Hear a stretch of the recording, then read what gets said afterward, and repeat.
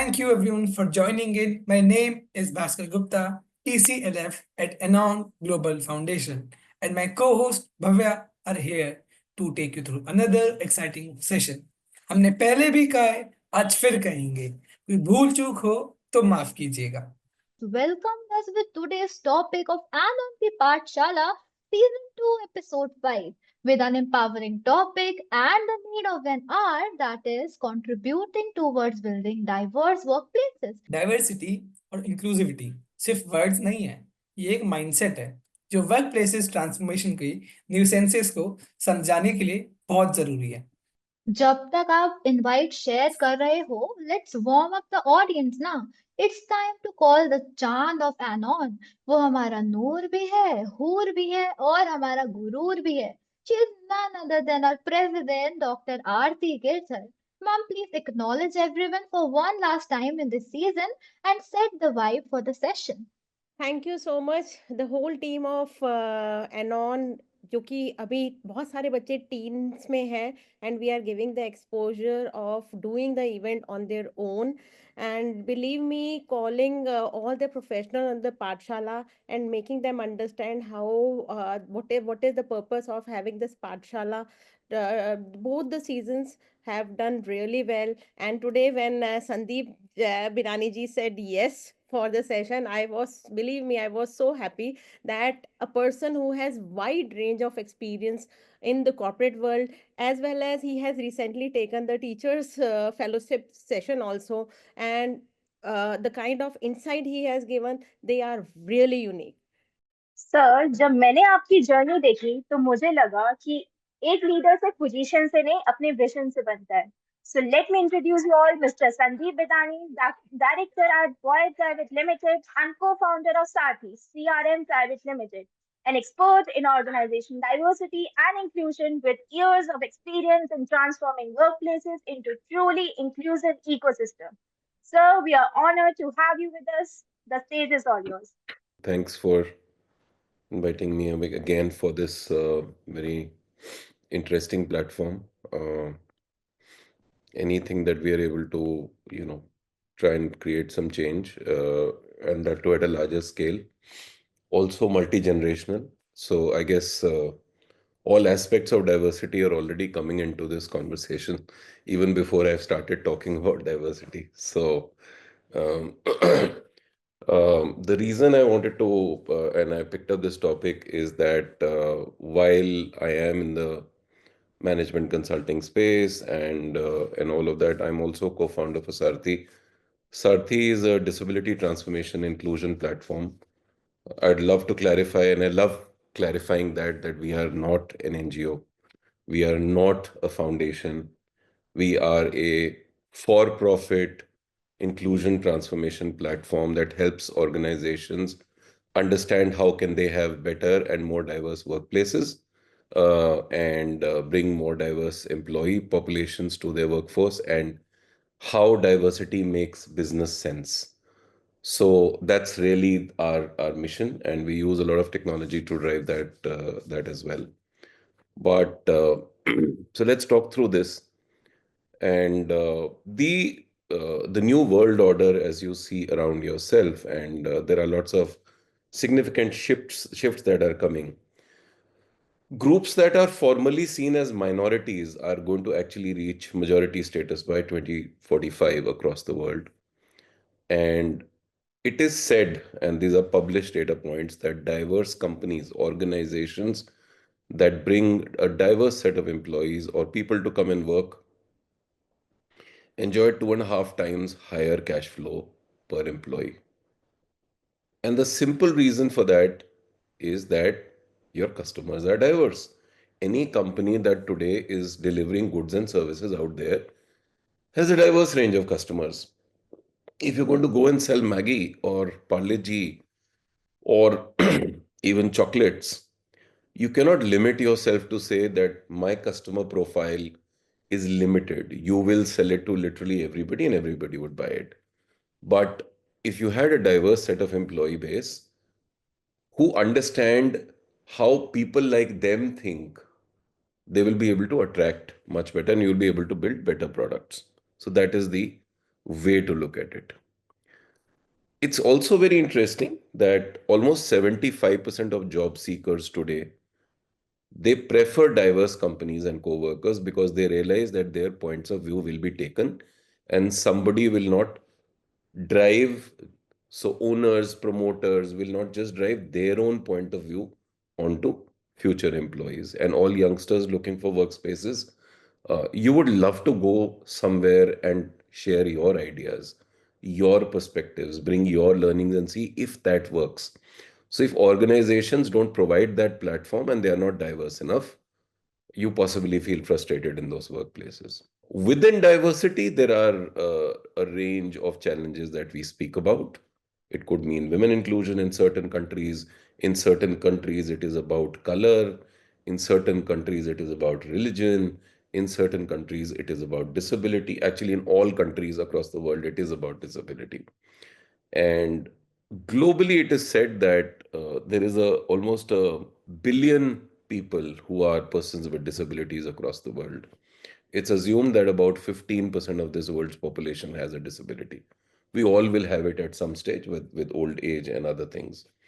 But the last census in India was done sometime in 2011, and there were only six disabilities included. Since 2016, there are now 21 disabilities included, and we've had no census.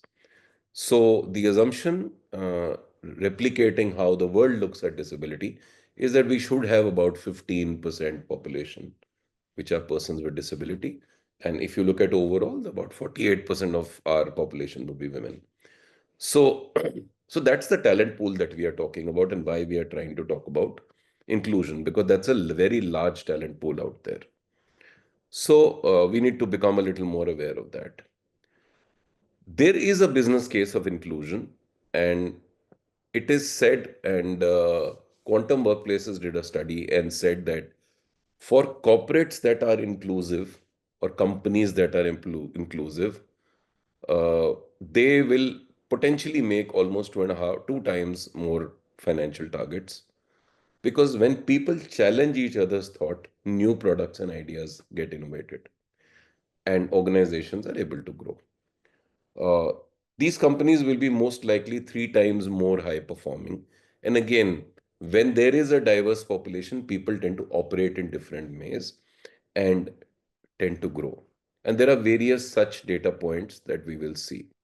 Now, what holds us back? And there are some real challenges that hold us back in building more diverse workplaces and environments around us, not just workplaces. I think the biggest challenge that we deal with, and all of us, are that the human mind, and Yuval Noah Harari, if you've read his books, he actually said that most battles of human beings are actually fought in their minds. And most times we end up creating what is called, stories in our mind, which is really our social conditioning. The way we grew up, what we heard, people around us, family, friends, ecosystem, the city we were born in, the cultures that we experience, that starts creating our social conditioning, that starts defining our value systems, that starts challenging our thought process or limits our thought process, whichever way.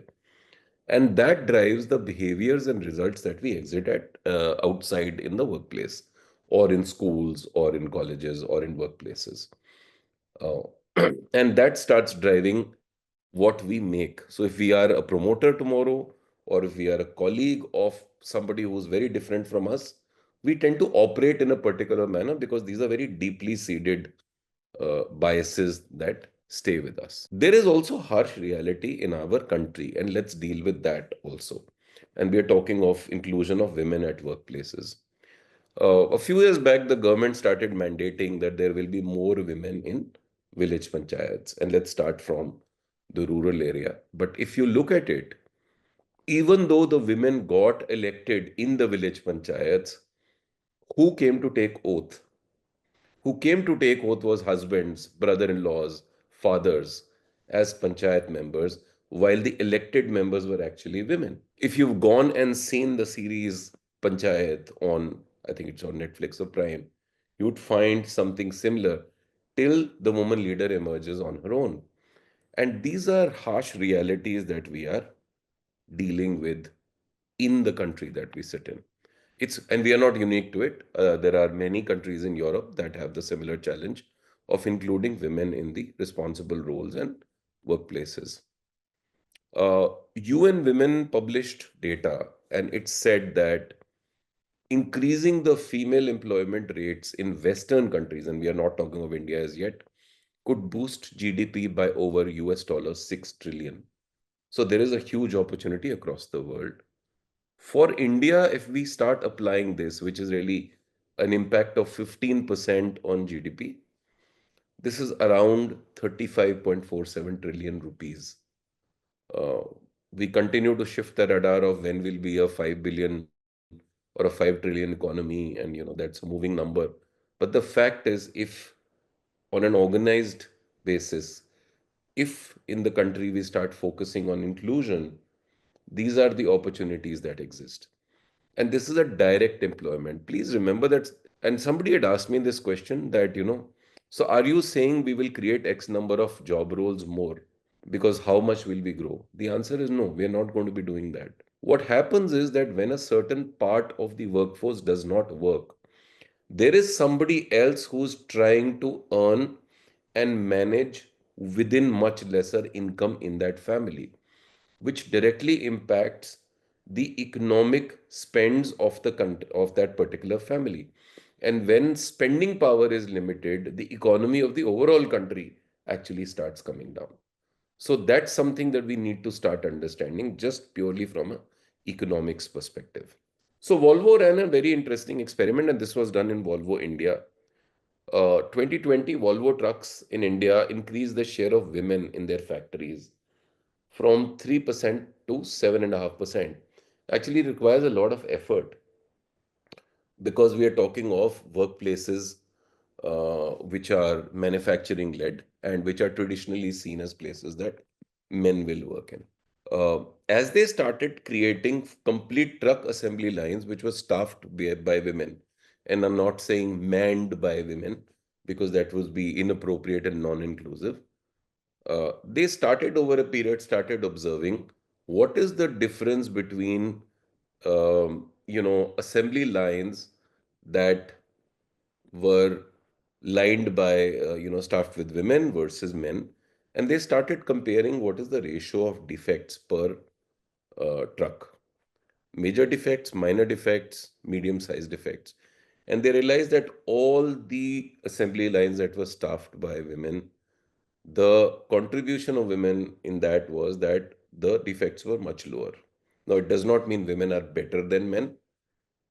It just means that when collectively you have a diverse workforce, organizations gain efficiency.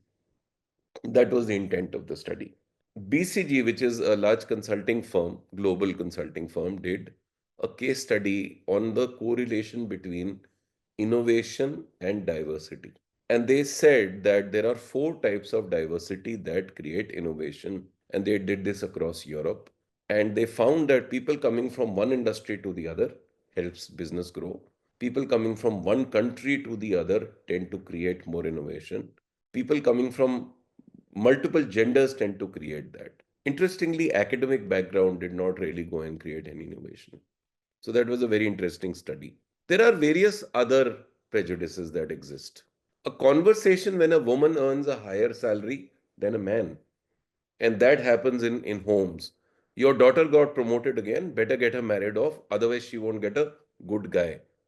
तनख्वाह बढ़ती जा रही है, लड़की की growth बहुत ज्यादा हो गई है. That happens. When a woman gets promoted, it is tagged as, oh, she did not make the effort to do that. Maybe the husband made this happen or something else happened. Um, During informal lunches, interviews, I've heard of people coming and saying, oh, so and so is divorced. And that becomes a challenge in hiring. Those are the kind of biases that exist in workplaces, and people tend to look at women's success in a very, very different way, workplaces. If a woman marries a well off person and still has a career, people look at it with a different lens. So you're lucky, happily married to a rich man, or your salary is only a pocket money now. So these are all prejudices and biases that have existed in our environment. The other bias, and that comes up, and I speak with a lot of HR people. We've faced a problem, when we hired women in the age group of 25 to 28, a lot of attrition happened. And I asked them, okay, what is the attrition of men in the age group of 30 to 35? And they come back and say, oh, interesting. We never saw it that way. By the way, the attrition is similar. Because you know what? Both are marrying off at that stage. One may be relocating because of marriage, the other may be actually changing a job because they need more funds as a family unit. But the point is, the reasons may differ, the attrition is the same. And these are conversations that are getting very necessary if you got to break the biases. Many women have broken the biases. So if we start looking at it, that these are 2021 Hindustan Zinc appointed two women as mining managers. These are managers who are responsible for entire mining operations of Hindustan Zinc mines. And that's a very, very big shift that got created in the public sector enterprises. Um Coal India's first women engineer to work in underground mines. So there are lots of stereotypes that exist, but they are getting broken, interestingly, a lot in the public sector. But are corporates really thinking? Yes, there is a lot of effort, but are we thinking as to how we talk of inclusion at homes, at colleges, at schools? And there is a very, very important element that I want to bring in, that the same 2016 study that BCG did brought another very interesting data, that companies that have more women managers actually have a higher innovation revenue, which directly means that products and services that are created are more innovative and more creative. So there is direct correlation. How well are we able to tap this talent pool is for us to see. The second element that I want to talk about is disability, which is really the second part of inclusion at workplaces, which is a very big challenge. Interestingly, women inclusion, at least over the last 3-4 years, has found focus. A lot of companies are driving it. There are women directors that need to be on the board, so there is a focus coming on board. But there are stereotypes. But on disability, there is very little awareness. So currently, if you look at it, there are 21 disabilities that exist. And in this 21, initially there used to be the regular, what you call visible disabilities. But over a period, a lot of invisible disabilities has been brought in by the government and recognized by the government in 2016. Recognition does not mean a lot is happening around it, to be very, very honest. Interestingly, we were hoping there'll be some shifts in today's budgets, but there's been nothing or nil that has been done on that side in terms of any shifts that have been created. But that's the way it is currently. So some data, the 2011 census of India said that 2.1% of India's population is people with disability. But that was when there were six disabilities included. Today there are 21. It includes mental illness. It includes invisible disabilities like thalassemia, where you need a blood transfusion and you are back to work. So, on a day-to-day basis, you can't say somebody has a disability, but it is accepted as a disability because you need a transfusion every month. It can have various other invisible disabilities, like being bipolar, that has been added. And there are various other aspects. If everybody's seen Tare Zameen Par, that's also a disability. So all those are captured. So all 21 acid attack or survivors, and I'm using the word survivor. It's not victim. It's called acid attack survivors. Uh, and I will explain later why language matters in inclusion. That has also been included because it impacts the psychology as well as most times vision. So all of those have been added so that benefits can be granted, but benefits are limited. And you'd be very surprised that there are a lot of celebrities who've had one or two disabilities. Sudha Chandran, of course, we all knew. For all the youngsters who've seen Johnny Depp, Did you know Johnny Depp was blind in one eye? For all the ones who've seen Jim Carrey, he always had dyslexia and ADHD. Our favorite Charlie Chaplin had a disability in speech and sight. Tom Cruise, who hasn't seen Top Gun, has dyslexia. Richard Branson, who runs Virgin Airlines, Virgin Atlantic, Virgin Galactic, he's a creator, is dyslexic. Bill Gates has autism. And of course, Sir Anthony Hopkins has Asperger's. So the fact is that these are all visible or invisible disabilities, and that can exist all around us, but people can excel.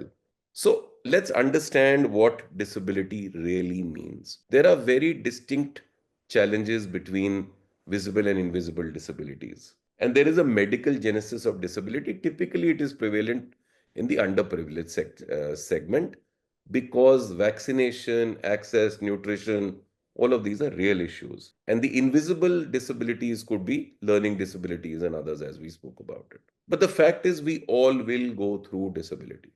As we get old, that's part of disability. Globally, old age and locomotor movement getting restricted is included in disabilities. In India, if you look at it, because I covered gender earlier and I'm now talking of disability, the intersectionality of disability and gender is a very big issue. And if you are a woman with a disability, there are horror stories that you will get to hear about inclusion or exclusion within families. I have known of very well off families where for many years family friends and colleagues did not know that the family had a second daughter. They only knew one daughter in the family, the other was a person with disability, and they would never bring her out even when families would visit their house. That is the kind of shame that it is seen as. The other is that as you start employing, there are people who will come with early stage disabilities and late stage. And let me explain what that means. Somebody who was born visually impaired, and I will not use the word blind because that is not the right language, visually impaired, it's an impairment. Um, when that person grows up like that, they adapt because they are learning braille and various other things. But let's say somebody who's at the age of 20, 30, 40, who have a medical issue or an emergency or an accident, and they lose vision, the adaptability that they need to build is very different, which means they don't know how to use braille. They know how to use computers, but suddenly they can't see the screen. So there is a way to learn that, and that is by using Alt Tab and voice to text or text to voice. So those are technologies that are already embedded in platform, but they have to learn it. And NAB teaches it, we teach it. There is a lot of work that happens in that space. And then they are employable. But that's a reinvention process that an adult goes through, which is far more traumatic than a child learning to sort of grow up in a particular manner. And that is the reason what is their approach to skilling and reskilling and the role of digital literacy that plays a very big role in dealing with disability. So we do a lot of work in this space and organizations are becoming more and more aware of it. There are other challenges, like I said, like in women inclusion, there are challenges culturally in our environment. The government is doing its bit, but there is a sense of entitlement. Because in public sectors now there is some reservation that is emerging, there is a sense of entitlement without skilling. People want that job without investing in themselves, and that's a challenge. Uh, Finding even one interview call is impossible. So many of them do not choose to declare that they have a disability. The third is our mindset, heroism. अरे in spite of this ये कितना कुछ कर लेता है या कर लेती है. So that ableism, that what the person is able to do versus in spite of this the ability, and that conversation has to change because each one of us has a limitation somewhere and we forget that. And the other is our assumptions about disability. Disability is part of life, it's not life. And we have a very amazing team at Sarthi, and for example, our recruiting head is completely visually impaired, but she works with data and software and She interviews people, she recruits people. She lost vision when she was in class 12 and then did a graduation, did an MBA, and all of that. But the point here is that you ask a disabled person, do you enjoy movies? And they'll say, yeah, I enjoy movies. And you would say, how? Because I'm listening to it. I can understand it. Somebody with speech and hearing impairment also enjoys movies because, by the way, subtitles were not built for you and me. They were built for person with disabilities, not for you. You are able to send voice messages on WhatsApp. They were not built for you. They were built for persons with disabilities. An electric toothbrush was not built for you. But if you use it today, it was built for people who have Alzheimer's because their hands would shake. That's the reason it was built. So, most times, please start looking around and you'll find Velcro. Velcro was not invented for you, it was invented for people who had shaking hands problems and other things so that they could wear clothes properly. That's why Velcro was invented. So you got to start looking at around yourself. There are hundreds of innovations that were not built for you, but you use them and you enjoy them. All I can say is that I am very blessed to be working in the space of inclusion. And I've had very inclusive teams as a leader when I was building those or organizations. And I am lucky to be now working with a range of organizations in that space so that they are able to build it. So that's all that I would actually say, that it's an opportunity to share and grow. And again, this is an amazing platform. It's a very diverse platform, parents, teachers, students, multiple generations. And I hope you can carry some of these messages and learning and actually just read up a little more and be curious about it, and you should be able to make an impact. Thank you so much, sir. Like, we are really glad to have you with us today.